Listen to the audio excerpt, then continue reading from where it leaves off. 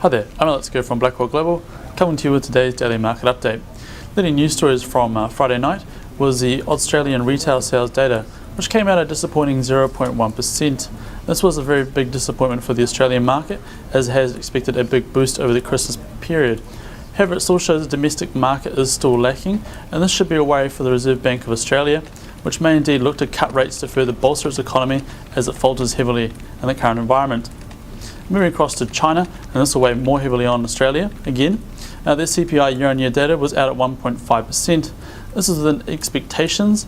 However, it shows that economic growth is quite stagnant at the moment, and there is no real boost to be found. It's a bit of a worry for the Australian economy and the Australian dollar, which is likely to continue to fall.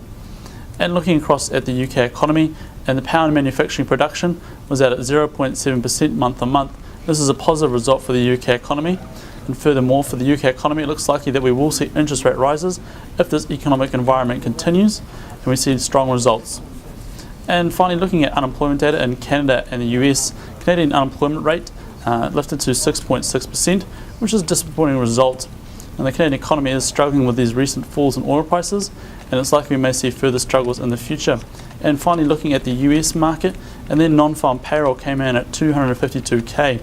This is above expectations and a bit of a surprise for the market, and we saw risk appetite increased. Accordingly, the US unemployment rate fell to 5.6%. And what this means, though, is that Yellen will be taking a good advantage of this and may even look to hike interest rates sooner rather than later. However, the market still believes that Q2 and Q3 will likely be further interest rate rises. I'm Alex Kerr, and that's all we have time for today. Thank you for watching.